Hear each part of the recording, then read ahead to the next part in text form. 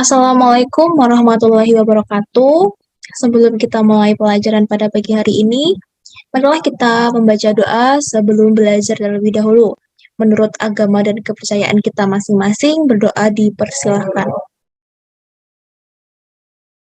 Berdoa selesai. Selamat pagi, bagaimana kabar kalian pada pagi hari ini? Apakah baik-baik semua, sehat-sehat semua? Alhamdulillah. Sebelum kita mulai pembelajaran pada pagi hari ini, silahkan kalian untuk melakukan presensi terlebih dahulu di link yang sudah Ibu kirim di WhatsApp group. Nah, sambil menunggu kalian presensi, di sini Ibu akan mengulas sedikit materi sebelumnya yang sudah kita pelajari, yaitu mengenai teks prosedur. Ada yang masih ingat teks prosedur itu apa? Nah, teks prosedur adalah sebuah teks yang menyajikan langkah-langkah kegiatan atau berbagai tahapan untuk melakukan atau menghasilkan sesuatu. Nah, itu merupakan ulasan singkat mengenai materi kita sebelumnya, yaitu tentang teks prosedur. Nah, pada pertemuan kali ini kita akan membahas mengenai teks editorial. Nah, apa sih teks editorial itu? Teks editorial adalah sebuah artikel dalam surat kabar yang berisi pendapat atau pandangan redaksi terhadap suatu peristiwa yang aktual atau sedang menjadi perbincangan hangat pada saat surat kabar itu diterbitkan. Isu atau masalah aktual tersebut dapat berupa masalah politik, sosial, ekonomi, maupun budaya, dan lain-lain yang biasanya mempunyai hubungan signifikan dengan kebijakan. Contoh isu yang dapat diangkat misalnya tentang kenaikan BBM, reshuffle kabinet, kebijakan impor, dan sebagainya. Opini penulis teks editorial dapat berupa kritik, penilaian, prediksi, harapan, atau saran. Penulisan teks editorial harus dilengkapi dengan bukti, fakta, serta alasan yang logis agar pembaca atau pendengar bisa menerima informasi secara akurat.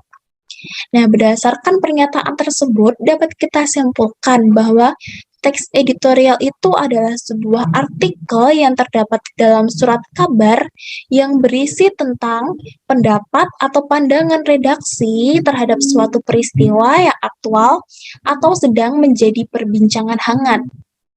Nah, biasanya teks editorial sendiri ini harus dilengkapi dengan bukti, fakta, serta alasan yang logis agar pembaca atau pendengar bisa menerima informasi tersebut dengan jelas. Selanjutnya, ciri-ciri teks editorial. Ciri-ciri teks editorial sendiri dapat kita bagi menjadi 4, yaitu yang pertama, topik tulisan teks editorial selalu hangat atau sedang berkembang dan dibicarakan secara luas oleh masyarakat, bersifat aktual dan faktual. Teks editorial bersifat sistematis dan logis. Teks editorial merupakan sebuah opini atau pendapat yang bersifat argumentatif. Dan yang keempat, teks editorial menarik untuk dibaca karena ditulis dengan menggunakan kalimat yang singkat, padat, dan jelas. Selanjutnya, kita akan membahas mengenai struktur teks editorial. Struktur teks editorial sendiri dibagi menjadi 3. Yang pertama, pernyataan pendapat. Pernyataan pendapat atau disebut juga tesis, merupakan bagian yang mengemukakan topik yang akan disampaikan. Biasanya terdapat pada awal paragraf sebagai pembuka pembahasan. Struktur yang kedua yaitu argumentasi. Argumentasi sendiri adalah penulis menyampaikan fakta yang terjadi di lapangan dan mengomentari fakta tersebut berdasarkan sudut pandangnya. Tujuan argumentasi adalah untuk mempengaruhi dan meyakinkan pembaca. Struktur yang ketiga yaitu pernyataan ulang pendapat. Pernyataan ulang pendapat bagian ini berisi penegasan ulang pendapat yang didukung oleh fakta di bagian argumentasi guna memperkuat atau menegaskan. Penegasan ulang berada di bagian akhir teks sebagai penutup opini agar pembaca semakin yakin. Selanjutnya yaitu jenis teks editorial. Teks editorial dapat dibagi menjadi 3 jenis. Yang pertama, interpretatif editorial. Teks ini dibuat dengan tujuan untuk menjelaskan isu dengan menyajikan fakta dan figur untuk memberikan pengetahuan. Jenis yang kedua, kontroversial editorial. Biasanya teks ini dibuat dengan tujuan untuk meyakinkan pembaca pada keinginan atau menumbuhkan kepercayaan pembaca terhadap suatu isu. Dalam editorial ini, biasanya pendapat yang berlawanan akan digambarkan lebih buruk. Jenis yang ketiga yaitu explanatory editorial. Teks yang menyajikan masalah atau suatu isu agar dinilai oleh pembaca. Biasanya, teks editorial ini bertujuan untuk mengidentifikasi suatu masalah dan membuka mata masyarakat untuk memperhatikan suatu isu.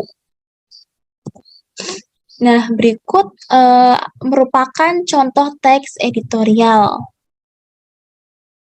tentang rusaknya hutan di Indonesia. Indonesia sering disebut sebagai satu di antara paru-paru dunia. Mengapa disebut demikian? Tidak lain dan tidak bukan karena luasnya wilayah tropis di Indonesia. Wilayah hutan yang luas menyumbang banyak oksigen yang dibutuhkan masyarakat. Namun, apakah ini akan terus berlanjut melihat tingginya kerusakan hutan dan kebakaran hutan di Indonesia? Sejak Januari hingga Mei, tercatat kebakaran di Indonesia sudah seluas 42.740 hektar. Kebakaran sudah seperti agenda tahunan di Indonesia. Kebakaran hutan bisa disebabkan oleh musim kemarau yang panjang atau ulah manusia itu sendiri. Padahal, hutan memiliki banyak peran bagi kelangsungan hidup manusia, bukan hanya sebagai habitat makhluk hidup di dalamnya, tapi juga manusia. Oleh karena itu, sebaiknya masyarakat bersama pemerintah bersama-sama memberi perhatian lebih terhadap hutan di Indonesia. Karena pada dasarnya, hutan tersebut hanya titipan yang akan kita wariskan kepada anak cucu kita. Berdasarkan contoh teks editorial tersebut, ini sudah diurutkan berdasarkan strukturnya. Pada paragraf pertama ini masuk ke dalam struktur pernyataan pendapat, sedangkan di paragraf kedua ini merupakan struktur argumentasi, dan yang ketiga, paragraf yang ketiga ini merupakan struktur pernyataan ulang pendapat guna untuk meyakinkan pembaca. Nah, selanjutnya contoh soal. Di sini Ibu punya beberapa contoh soal tentang teks editorial untuk mengetahui seberapa pahamnya kalian tentang materi yang sudah Ibu sampaikan. Pertanyaan yang pertama, editorial merefleksikan sikap mayoritas dari, ada yang bisa menjawab?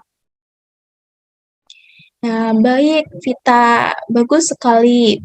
Jawabannya adalah Dewan Redaksi. Nah, pertanyaan berikutnya, ada yang bisa menjawab? Media efektif untuk menyampaikan informasi kepada pembaca disebut. Nah, bagus sekali Rizka, jawabannya adalah surat kabar. Nah, pertanyaan yang ketiga, editorial juga disebut. Nah, bagus sekali Akbar, jawabannya tajuk rencana. Pertanyaan yang keempat, editorial dimaksudkan untuk mempengaruhi. Ada yang bisa menjawab? Bagus sekali Dika, jawabannya opini publik. Nah, untuk pertanyaan yang terakhir, karangan teks editorial bersifat argumentatif yang ditulis oleh redaktur. Ada yang bisa menjawab pertanyaan ini? Nah, bagus sekali Akbar. Jawabannya adalah media massa. Any question? Ada yang ingin ditanyakan seputar materi teks editorial? Mungkin ada yang belum jelas? Tidak ada?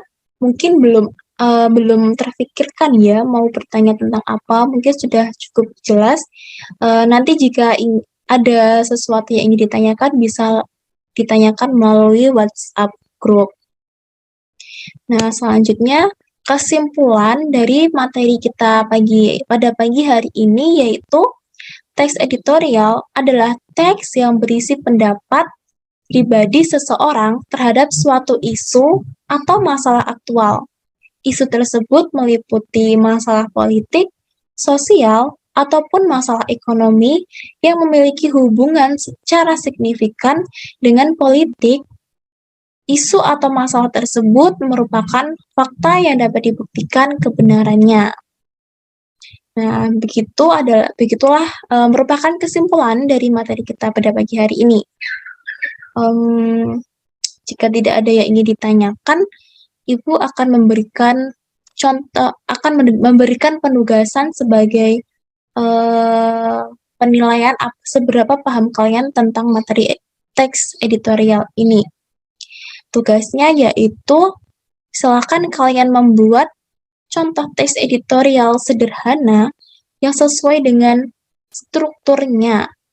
Dikumpulkan paling lambat 3 hari dari sekarang di link yang nanti akan Ibu sediakan. Nah, untuk selanjutnya, sebelum kita tutup materi pada pagi hari ini, ada satu quotes yang ingin Ibu sampaikan ke kalian, yaitu, apapun yang terjadi, doa jangan sampai terhenti. Apapun yang sedang kalian alami saat ini, doa jangan sampai terhenti. Apapun usaha, apapun keinginan yang sedang kalian inginkan saat ini, doa jangan sampai terhenti. Karena pada dasarnya, usaha tanpa doa itu mustahil. Nah, sebelum kita tutup pembelajaran pada pagi hari ini, pada minggu depan kita akan mengulas mengenai teks anekdot. Nah, sebelum kita memasuki ke materi teks anekdot minggu depan, silahkan kalian mencari-cari materi tentang teks anekdot agar pada saat kita melakukan pembelajaran pada minggu depan, kita hanya tinggal mengulas saja. Sebelum kita tutup pelajaran pada pagi hari ini, marilah kita membaca doa sesudah belajar. Menurut agama dan kepercayaan kita masing-masing, berdoa dipersilahkan. Selesai. Terima kasih atas waktunya. Semoga kalian tetap semangat. Sekian dari Ibu, kurang lebihnya mohon maaf. Wassalamualaikum warahmatullahi wabarakatuh.